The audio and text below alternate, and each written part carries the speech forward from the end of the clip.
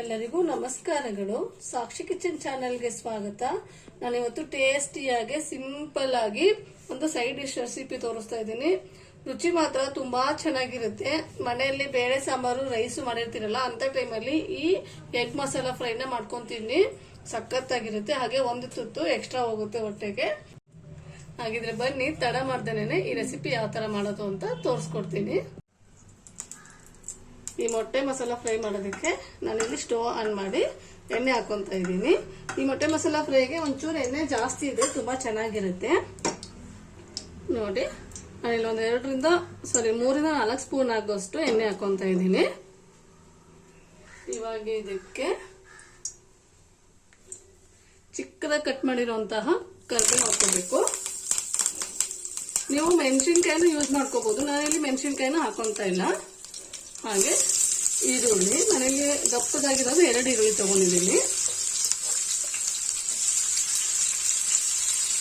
ಈ ಟೈಮಲ್ಲಿ ನೀವು ಖಾರ ಇಲ್ಲದೆ ಮತ್ತು ಮೆಣಸಿನ್ಕಾಯಿನ ಚಿಕ್ಕದಾಗಿ ಕಟ್ ಮಾಡಿ ಹಾಕೋಬಹುದು.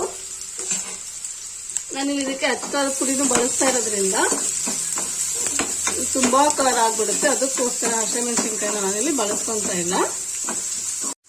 ಈರುಳ್ಳಿ ಫ್ರೈ ಅದ್ರ ಜೊತೆಗೇನೆ ಇವಾಗ ಶುಂಠಿ ಬೆಳ್ಳುಳ್ಳಿ ಪೇಸ್ಟ್ ನ ಹಾಕೊಂತ ಇದ್ದೀನಿ. 1 ಸ್ಪೂನು ಶುಂಠಿ ಬೆಳ್ಳುಳ್ಳಿ ಪೇಸ್ಟ್ ಹಾಕೊಂತ ಇದ್ದೀನಿ. ನೀವು ಇದಕ್ಕೆ ಶುಂಠಿ ಬೆಳ್ಳುಳ್ಳಿ ಪೇಸ್ಟ್ ನ ಎಷ್ಟು ಹಾಕ್ತೀರಾ ಅಷ್ಟು ಈ ಫ್ರೈ ತುಂಬಾ ಚೆನ್ನಾಗಿ ಬರುತ್ತೆ. ಇವಾಗ ಶುಂಠಿ ಬೆಳ್ಳುಳ್ಳಿ ಪೇಸ್ಟ್ ಇಂದ ಹಸಿ ವಾಸನೆ ಎಲ್ಲ ಹೋಗೋವರೆಗೂ ಫ್ರೈ ಮಾಡ್ಕೋಬೇಕು.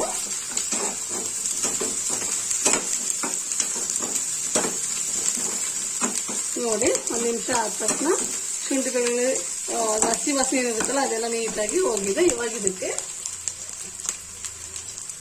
ಟೊಮೆಟೊನ ಸೇರಿಸ್ಕೊಂತ ಇದ್ದೀನಿ. ನಾನಿಲ್ಲಿ ಒಂದೇ ಒಂದು ಟೊಮೆಟೊನ ಹಾಕೊಂತ ಇದ್ದೀನಿ. ಇದನ್ನು ಸಹ ನೀಟಾಗಿ ಫ್ರೈ ಮಾಡ್ತೀವಿ. ಸಾಕು, ಮೆತ್ತಗಾಗೋವರೆಗೂ ಫ್ರೈ ಮಾಡ್ಕೋಬೇಕು ಅಂತೇನಿಲ್ಲ ಇಲ್ಲಿ ಟೊಮೆಟೊನ. ಇವಾಗ ಇದಕ್ಕೆ ಮಸಾಲೆ ಪದಾರ್ಥಗಳನ್ನ ಸೇರಿಸ್ಕೊಂಡು ಹೋಗೋಣ. ಖಾರದ ಪುಡಿ ಹಾಕೊಂತ ಇದ್ದೀನಿ,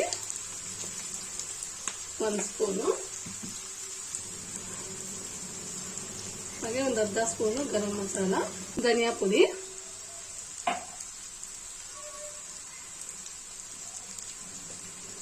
ಒಂದು ಸ್ಪೂನು ಜೀರಿಗೆ ಪುಡಿ,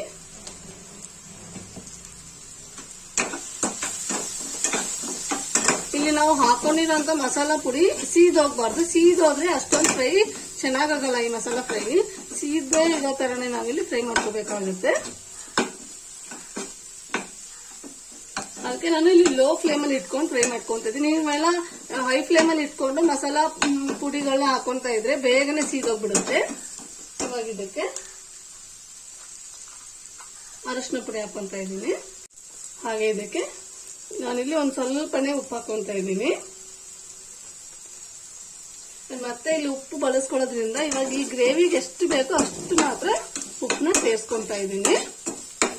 ನೋಡಿ, ಇದು ಇವಾಗ ನೀಟಾಗಿ ಫ್ರೈ ಆಗಿದೆ.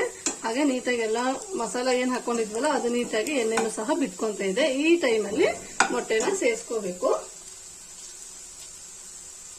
ನಾನಿಲ್ಲಿ 5 ಮೊಟ್ಟೆನ ಈ ತರ ಒಡೆದ್ ಬಿಟ್ಟು ಇಟ್ಕೊಂಡಿದ್ದೀನಿ. ಇದನ್ನ ನೀಟಾಗಿ ಬೀಟ್ ಮಾಡ್ಕೋಬೇಕು. ನೀವು ಬೀಟ್ ಮಾಡ್ದೇನೆ ಹಂಗೇನು ಹಾಕೋಬಹುದು. ನಾನು ಬೀಟ್ ಮಾಡ್ಕೊಂಡು ಹಾಕೊಂತ ಇದ್ದೀನಿ.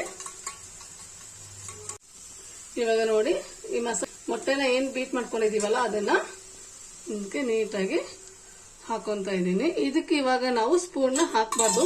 ನೀಟಾಗಿ ಮೊಟ್ಟೆ ನಮ್ಗೆ ಫ್ರೈ ಆಗ್ಬೇಕು. ಅದಾದ ನಂತರ ನಾವಿಲ್ಲಿ ಸ್ಪೂನಿಂದ ತಿರುಗಿಸ್ಕೋಬೇಕಾಗುತ್ತೆ. ಇದನ್ನ ಇವಾಗ ಬೇಯಿಸ್ಕೊಂಡ್ಬಿಡೋಣ. ಏನ್ ಮೊಟ್ಟೆ ಬೇಯೋದಕ್ಕೆ ತುಂಬಾ ಹೊತ್ತೇನು ತಗೊಳ್ಳೋದಿಲ್ಲ ಅಲ್ವಾ. ಲಿಡ್ ಕ್ಲೋಸ್ ಮಾಡ್ದೇನೆ ಇಲ್ಲಿ ನಾವು ಇದನ್ನ ಫ್ರೈ ಮಾಡ್ಕೋಬೇಕು. ನೋಡಿ, ಇವಾಗ ಮೊಟ್ಟೆ ಎಲ್ಲ ನೀಟಾಗಿ ಫ್ರೈ ಆಗಿದೆ. ಇವಾಗ ನಾವು ಇದನ್ನ ಈ ತರ ಕಟ್ ಮಾಡ್ಕೋಬೇಕು. ನಿಮ್ಗೆ ಯಾವ ತರ ಬೇಕೋ ಆ ತರ ಕಟ್ ಮಾಡ್ಕೋಬಹುದು. ಇದು ಈ ಅನ್ನ ರಸಂ ಜೊತೆಗೆ ಇಲ್ಲ ಬೇಳೆ ಸಾಂಬಾರ್ ಜೊತೆಗೆ ಮಾತ್ರ ತುಂಬಾ ಚೆನ್ನಾಗಿರುತ್ತೆ ಈ ಫ್ರೈ ಮಾತ್ರ. ಮೊಟ್ಟೆ ಫ್ರೈ ಈ ತರ ನೀವು ಮಾಡ್ಕೊಂಡ್ ತಿನ್ನಿ ಒಂದ್ಸರಿ, ಪದೇ ಪದೇ ಮಾಡ್ಕೊಂಡು ತಿಂತಾನೆ ಇರ್ತೀರ. ಅಷ್ಟೊಂದು ಚೆನ್ನಾಗಿ ರುಚಿ ಕೊಡುತ್ತೆ. ನೋಡಿ, ಇದನ್ನೆಲ್ಲ ನಾನು ನೀಟಾಗಿ ಟರ್ನ್ ಮಾಡ್ಕೊಂತ ಇದ್ದೀನಿ.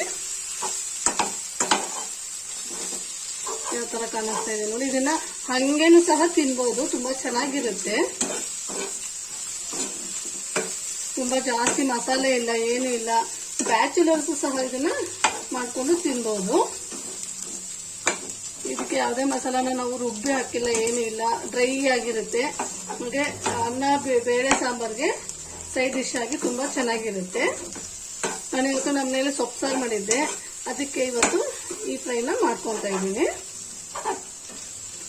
ನೋಡಿ ಇದು ಇವಾಗ ರೆಡಿ ಆಯ್ತು. ನಾನು ಅವಾಗಲೂ ಉಪ್ಪನ್ನ ಕಡಿಮೆನೆ ಹಾಕಿದ್ದೆ ಅಲ್ವಾ, ಇವಾಗ ಇನ್ನೊಂದು ಸ್ವಲ್ಪ ಸೇರಿಸ್ಕೊಂತೀನಿ. ನಾನಿಲ್ಲಿ ಮೇಲ್ಗಡೆ ಇನ್ನೊಂದು ಸ್ವಲ್ಪ ರುಚಿಗೆ ಎಷ್ಟು ಬೇಕೋ ಅಷ್ಟು ಉಪ್ಪನ್ನ ಹಾಕೊಂತಾ ಇದ್ದೀನಿ.